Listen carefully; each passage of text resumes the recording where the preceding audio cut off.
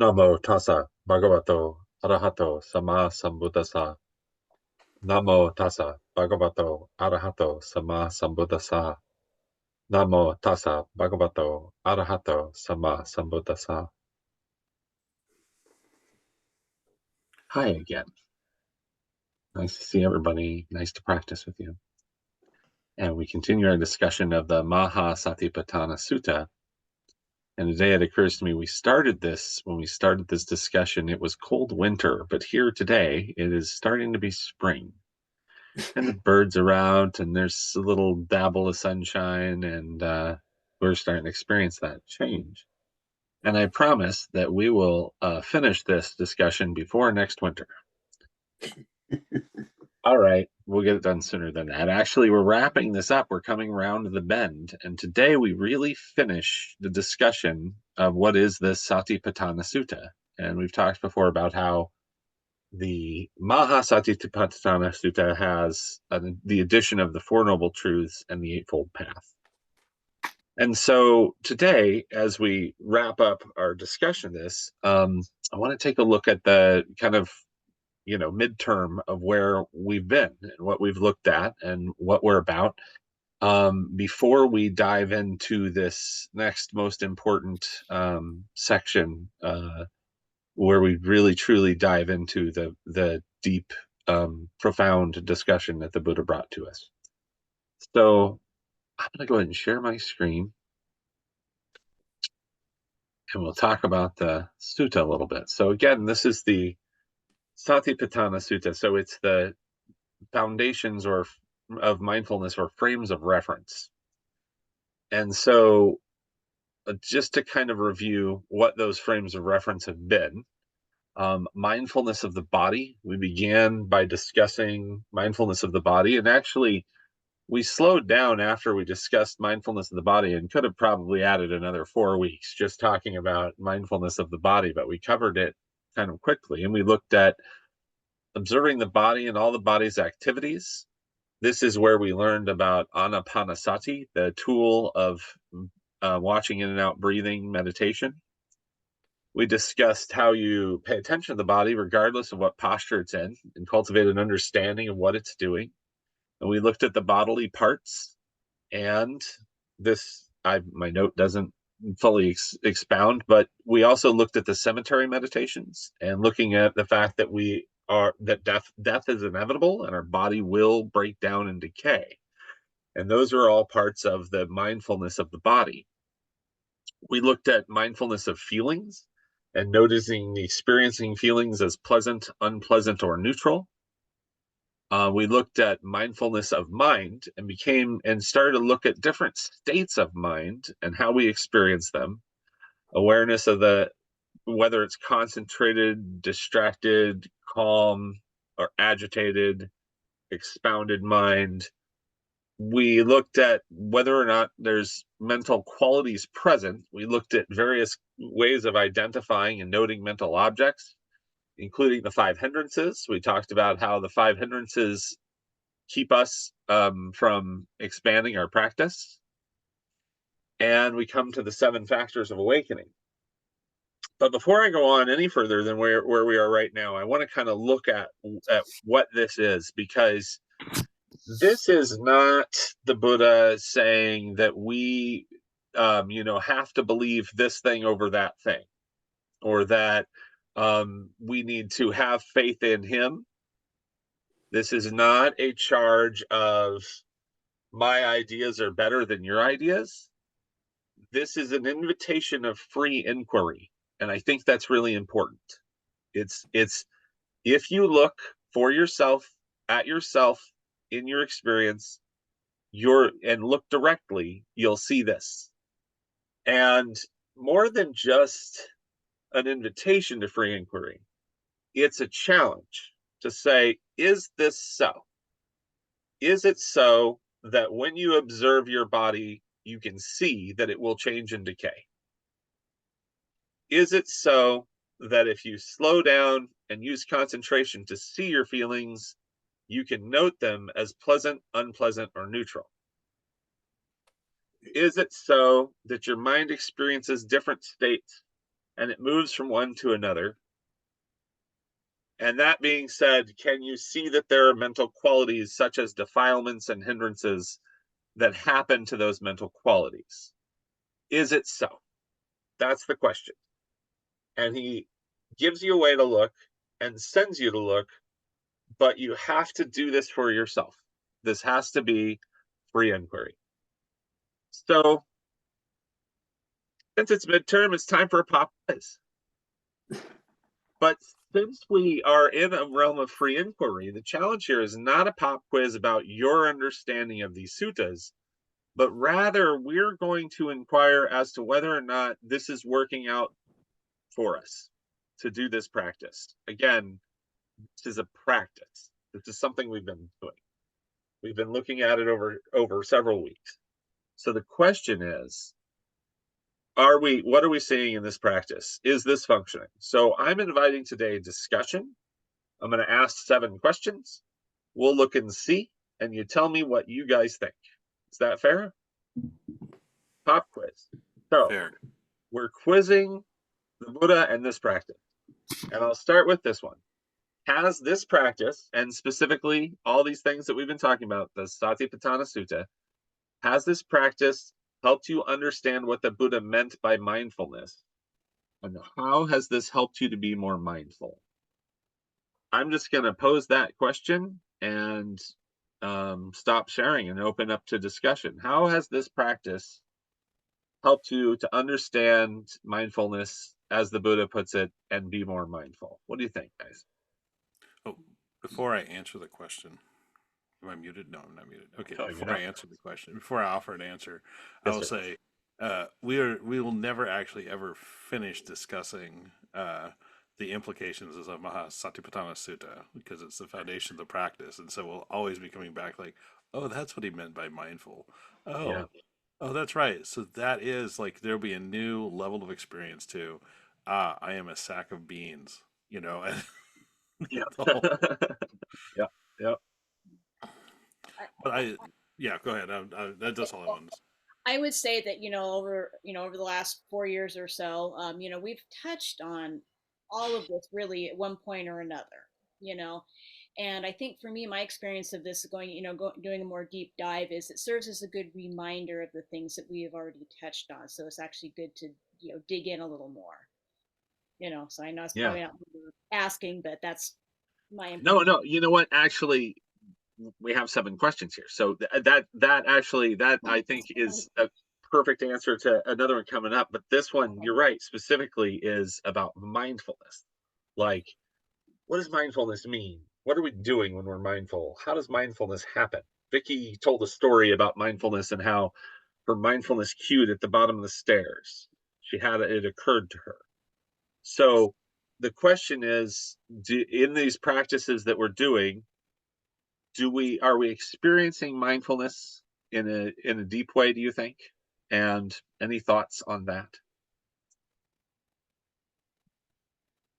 Well, it's helped me in kind of the factors of mindfulness. I would really focus on breathing, but never really focus on elements of feelings coming and going or whatever.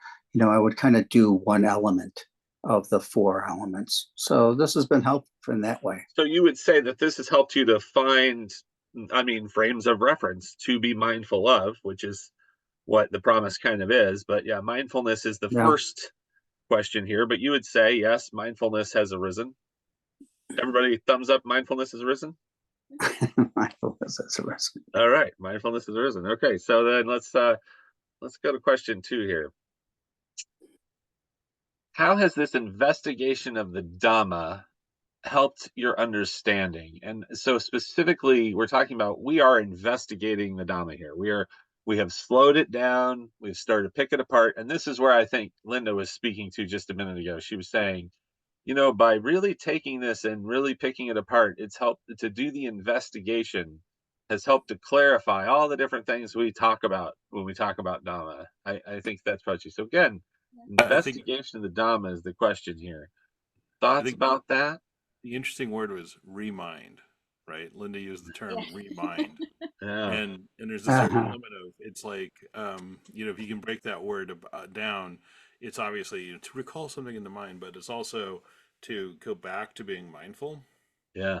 right? So there's an element of when we're digging in and we're looking at, the Buddha says, pay attention to your body, note your breath, Yeah. right?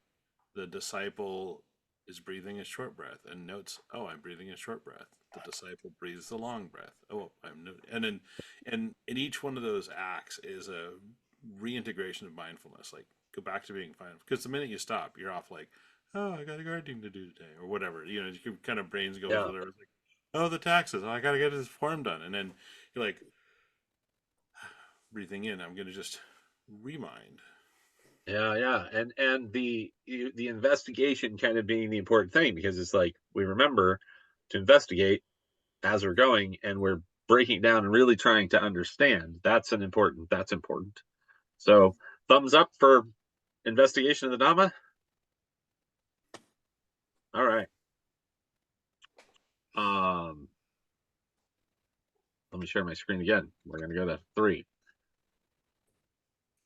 So as we investigate these things deeply, as we start doing this practice, whether you're doing the practice, noting the breath, or doing one of these practices, or just the fact that we're kind of studying this, as we investigate these things deeply, do you find yourself feeling drained by how difficult the practice is, or energized by it? Is it that's a drained or energized? By Any the sense? study or Yeah, by like or by what we're by the doing here, study? by the practice, by what we're doing. Yeah. Okay. What do you think? By nature of impermanence, it's like, as you're working on it, you kind of go through Yeah. both of those. It's like, wow, Yeah. this is overwhelming. Then it's like, yeah, but I want to get into this and really continue on and keep digging. Yes, keep digging. Last, what I notice is that when we finish our talks here on Saturdays, like the super secret thing is that then you guys all go, and then I move on to the next section and start preparing my notes for next week.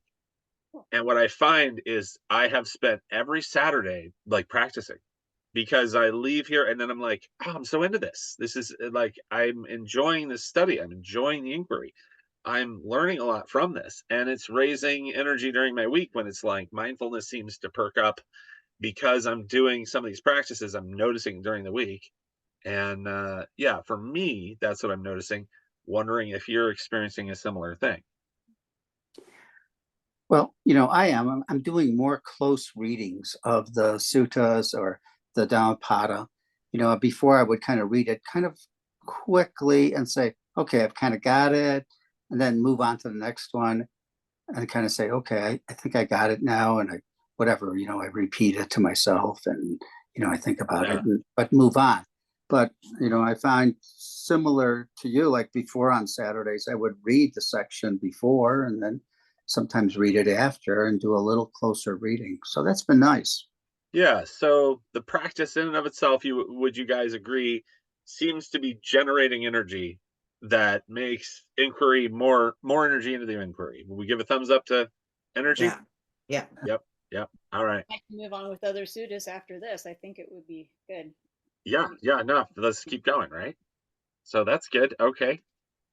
So okay, has this practice brought you any happiness?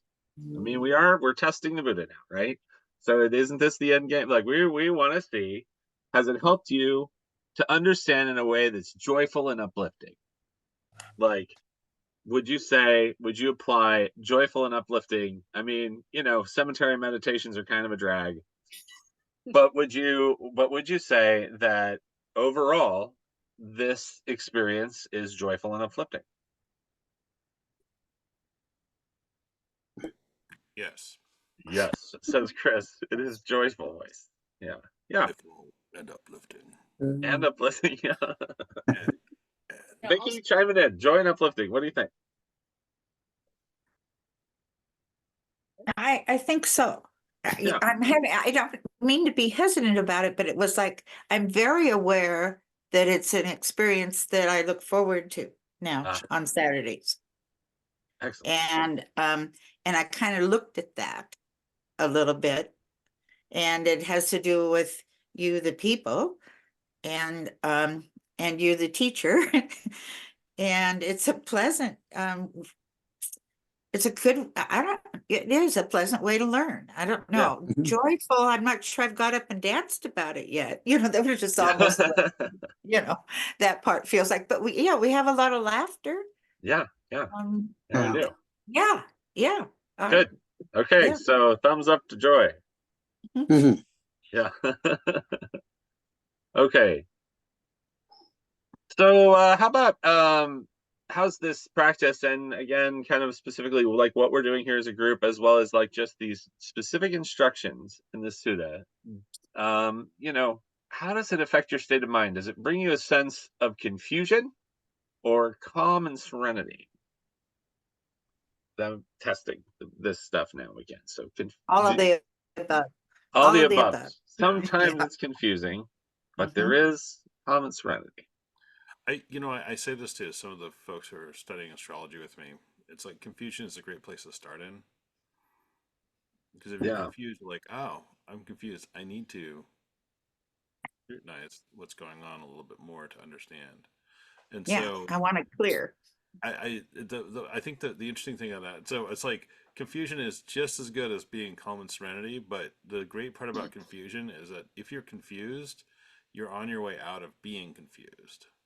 Right. Mhm. And so If there's you see it, more calm and serenity waiting for you. So if you're just calm and serenity just in ignorance, right? You're like, oh, everything's just fine.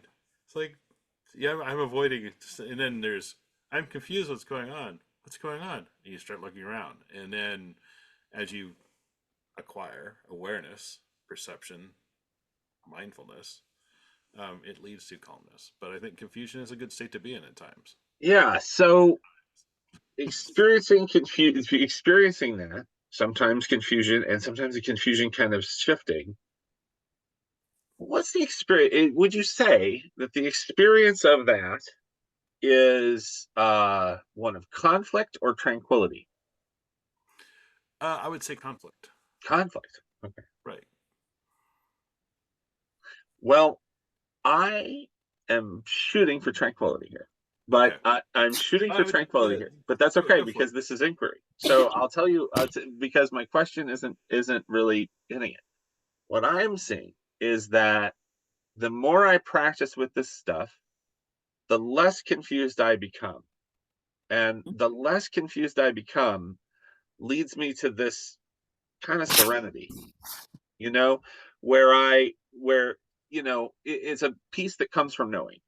So maybe I'm dealing with family problems, and this person comes to me and they're stressed out, and I'm feeling the heat of their stress, whether it's anger coming at me or confusion or anything.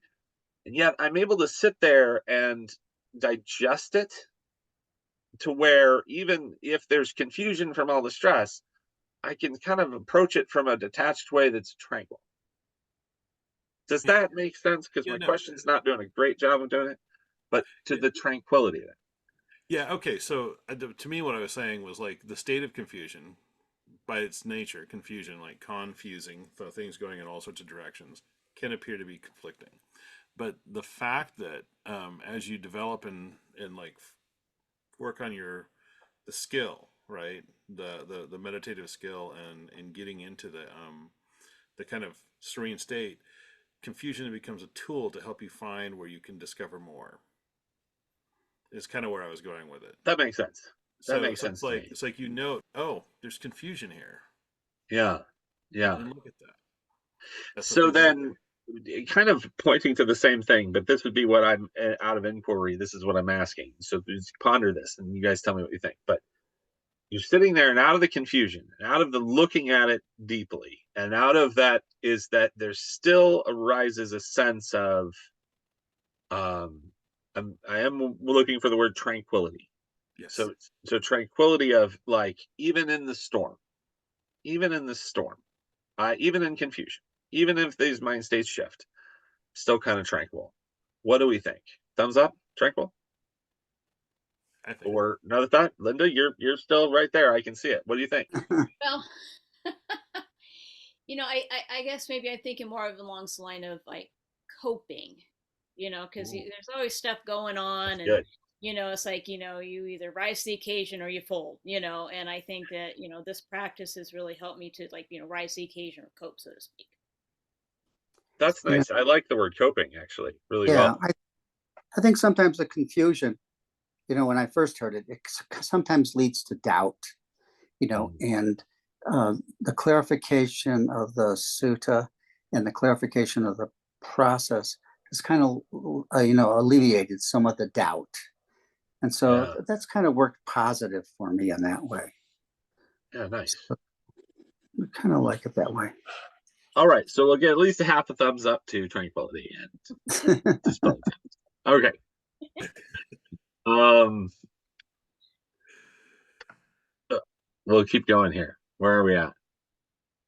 So I guess to read that question one more time, how does this practice affect your state of mind? Which is really what we talked about. Does it bring you a sense of confusion or calm and serenity? And we kind of said, yep, it does. And so now number 6, has the understanding these foundations of mindfulness helped you to understand the concept of concentration and to develop your concentration? So, there's been a lot of discussion of this over the years. What is concentration versus vipassana? What is, what's going on here? And for me, the clarity coming from the anapanasati, from the mindfulness of in and out breathing about what concentration is, what the foundation of that is, I think I've gained some understanding from that. And also just to say, and I invite this, am I right or wrong? What do you see for you? But noting, is this pleasant, unpleasant, or neutral? Is this, I'm noticing how this arises, how it passes away, and how I let go of it. Those things require concentration. It's a specific kind of skill. And I can see why the breathing practice helps me to develop that specific kind of skill. Thoughts on that? I agree. I think the same. I think that, yeah, the practice is connected to all of the lessons. Yeah. Or the breathing practice, the walking practice, connected to all of the lessons at some point. Cool. So Uh, thumbs up on that one. mhm. All right. So last but not least, as you watch your experiences, whether they're good, bad, neutral, clear, cloudy, how is this changing the way you experience and feel about them? That's a big question. So what I'm saying here is kind of we're watching a lot of different things happen. We watch neutral, let's try like neutral, pleasant, and unpleasant. And my question is, as we look at these practices, how's it kind of change the way you relate to the experiences? This is the final question. So, what do you think? Any thoughts on that? Is that question clear? Does the question Yeah. make sense to you? Well, Oh, go ahead. Go ahead. Go for it, Vicky. Yeah. well, part of why I was going to jump in, because I believe I still have much of beginner's mind.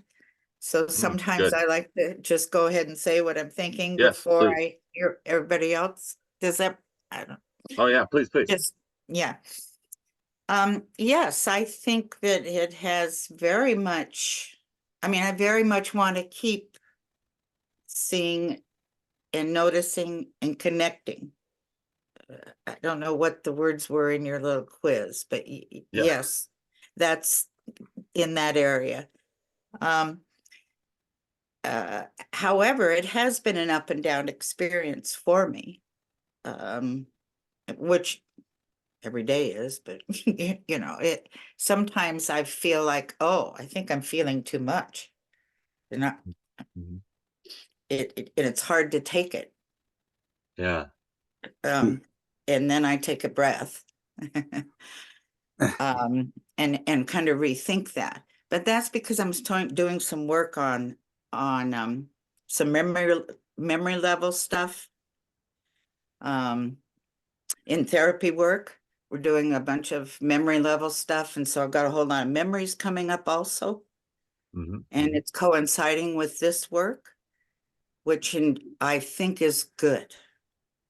I'm not sure where that's going, but I think it's good. No, so yeah, let but at me ask times you, it's almost too much. I start seeing and thinking and feeling, and I yes, get a let me little just overwhelmed.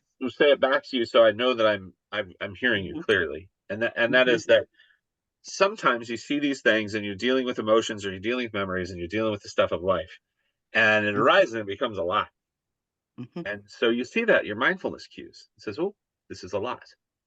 And so you kind of back off from it to another spot. Now, that's not the spot of the emotion. It's not the spot of unpleasant emotion, because you've backed away from it.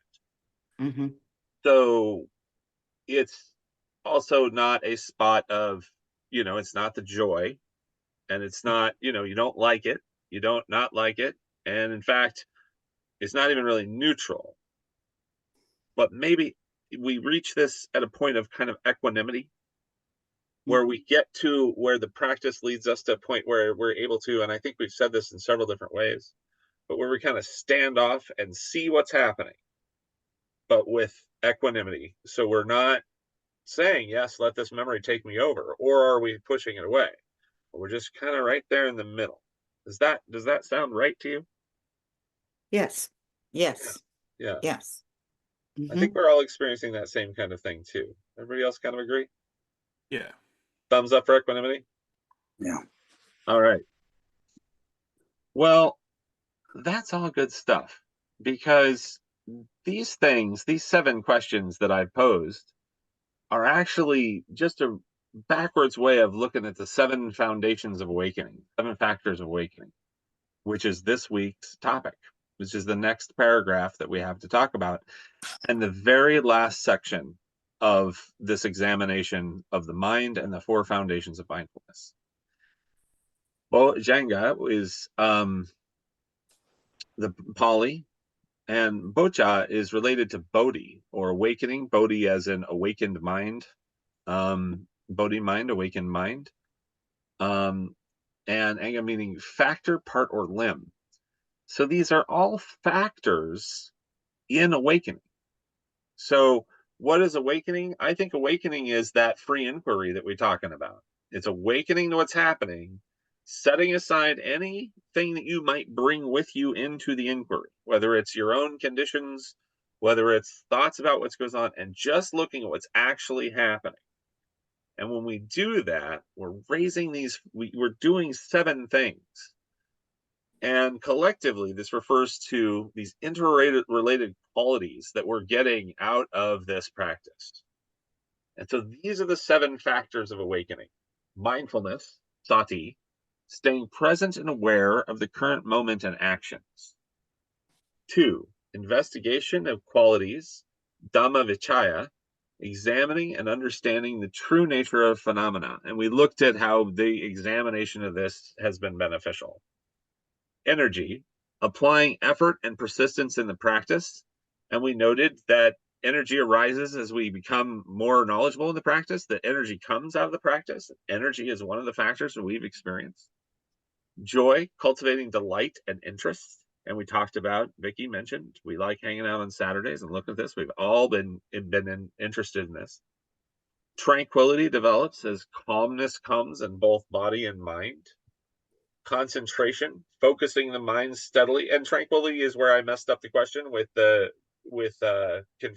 confusion. But here we are, tranquility kind of coming in this place of instead of confusion, and so on. Concentration, focusing the mind steadily on an object or task, and we can see how concentration, after all the discussion of concentration, in our practice, very quickly it goes, oh, you mean the jhana states? And yes, we mean the jhana states, but concentration also clearly is just being able to ask whether or not this is a pleasant, unpleasant, neutral thing that is coming and going, and seeing it coming and going, right? So concentration develops out of this practice. And equanimity, we're maintaining a balanced and even state of mind regardless of what it is that we're coming up against. So, can I get a thumbs up for the 7 factors of awakening? My point my point to presenting it this way is to take a minute to appreciate that this is what he says would happen if we go and inquire and look this way. This is never a thing of believe that I'm the smartest and you have to believe in me. This is never that. This is, I'm going to have you go look. And the thing is he's saying, if you go look, this is how you can see it. And he spells it out for us. These are the frames of reference. You'll see it. And we all see it. Even though we've slowed this down, I think we all agree. Chris said it. This is a cursory experience. This is going to go on and on and on and on. Now that you see it, you know where to look. Then you do more and more. And so the invitation to free inquiry to me is one of those critical parts of Buddhism, because he's asking you to look at something, because in a minute we're going to turn the corner here and he's going to say, because you're going to see this. And it's the most profound teaching, I think, of all time. Here are the Four Noble Truths. How do we see the Four Noble Truths? We see them by this practice. So, almost done for today. This is out of that, the sutta that we've been reading. He says, there's the case. There being mindfulness as a factor of awakening present within me, he discerns. Mindfulness as a factor of awakening is present within me. Or, there being no mindfulness as a factor of awakening present within me, he discerns. Mindfulness as a factor of awakening is not present within me.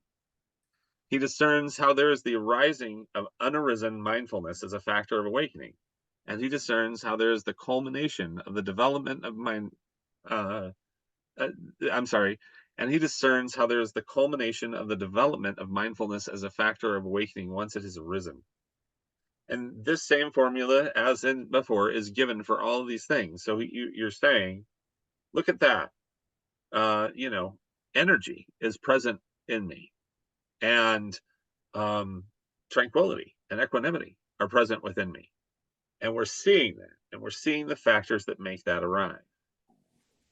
And the reason why we're seeing those factors arise is the Four Noble Truths. And this passage, which comes from this sutta collection I've shared with you before called the Buddha, the Word, the Four Noble Truths and Eightfold Path, is a combination of statements out of the Dhammapada and the suttas.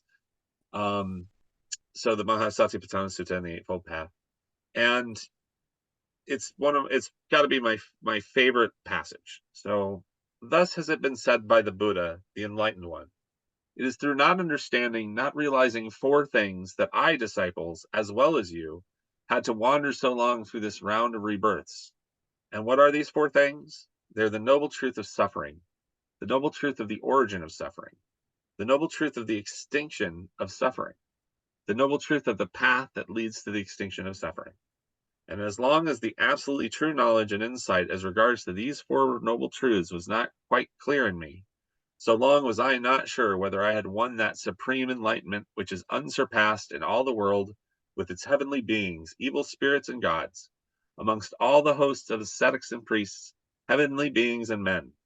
But as soon as the absolute true knowledge and insight in regards to these four noble truths had become perfectly clear in me, there rose in me the assurance that I had won the supreme enlightenment unsurpassed. And I discovered that profound truth, so difficult to perceive and difficult to understand, tranquilizing and sublime, which is not to be gained by mere reasoning and visible only to the wise. The world, however, is given to pleasure, delighted with pleasure, enchanted with pleasure.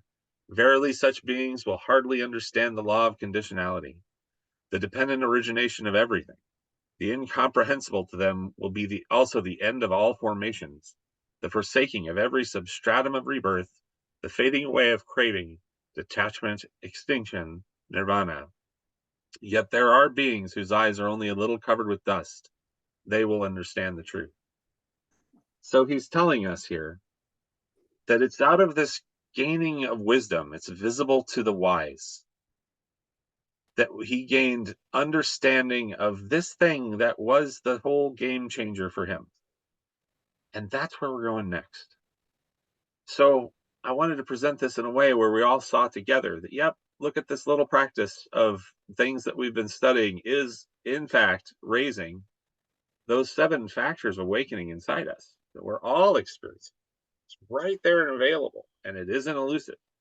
And in a minute, We're going to turn a corner and we're going to look at this most profound thing, and we're going to look at it together. But for today, that's all I have. And I open it up to any more discussion or thoughts as we conclude.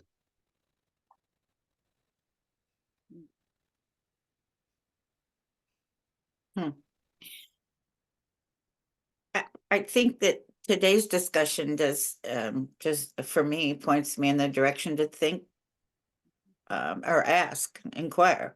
What is it that this course is? What am I learning? What am I doing? What am I feeling about it? What am I thinking about it?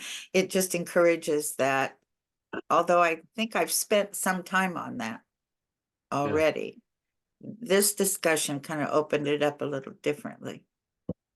It's interesting. I'm not sure what that's about. But I want to keep learning. Thank you. Yeah. The other thing that I think I'm at a point in it, also in this course or in my learning, I'm finally, some of the times that I pick up one of the books that you or the monks gave me or something, some of the words are more familiar. Yeah. Thank you. And some of the concepts go, okay, yeah. It begins to kind of blend, and that's, I think, the verbal learning has helped me to make those connections. And at this point, it's almost like a web of learning going on, that so all of these concepts are interwoven almost. Yeah. That we're studying. I don't know if interwoven sounds like Yeah, the it's right perfect. word. It's exactly, we're talking about, these are Yeah. 7 factors. So it's not like steps. It's not like, like a collection of things, but like they depend upon each other. Yes. Like mindfulness creates equanimity and all the other things in between, right? That it is functional, moving, compounded things. Yes. Yes, compounded things. That everything that we're talking about here is dependent on other things. It's interesting note also when you're talking about like reading. It's like somebody hands you, here, read this sutta, and you read it, and maybe the first 17 times you read it, your eyes are bouncing across words on a page. And now we have a conversation where we're going line by line through the sutta. It's like, what is he saying? And oftentimes in the I think about this a lot because I hear about people who can read like hundreds of pages a day, and in the spirit of mindfulness, right? You don't really read something until you really read it, word for word, and contemplate what it's saying. You're putting your focus and concentration and tying it together. And that happens in the dialogue with other practitioners who are looking at the same thing, who are sitting with the same material, who are, in the kind of engaged in the same conversation. So we're all engaged in the conversation of, for now, the Maha Satipatthana Sutta, which we'll never really disengage from.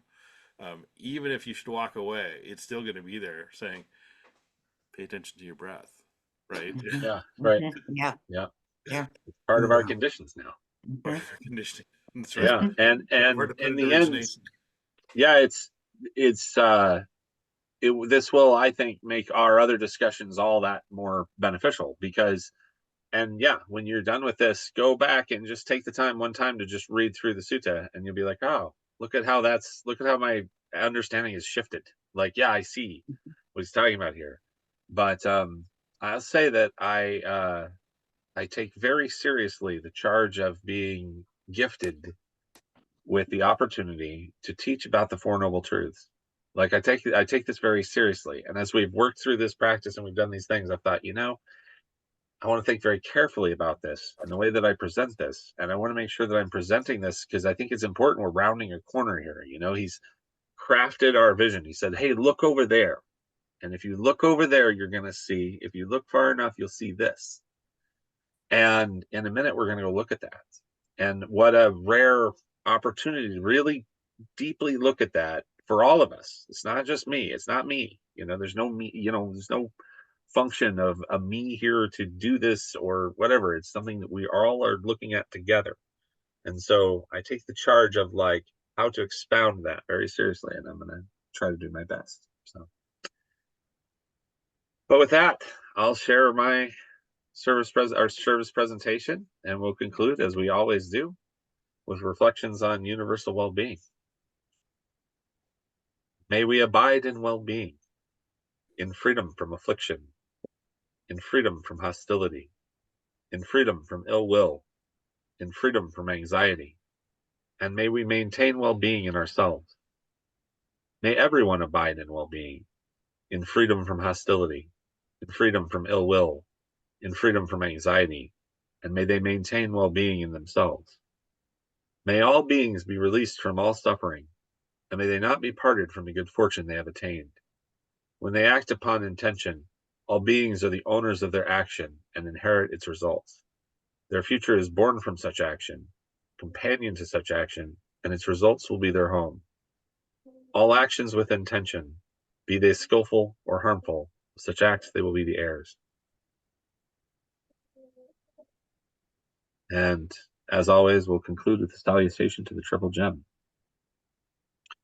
Araham Sama Sambuddho Bhagava Buddham Bhagavantam Abhivademi.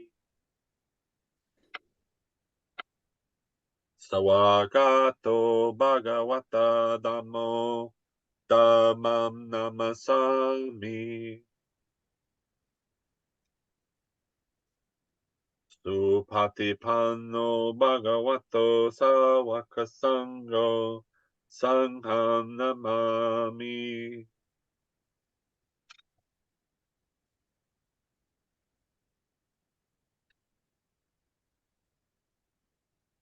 All right. Well, as always, thanks for coming to practice. I wish you all a Thank great you. week. Mhm.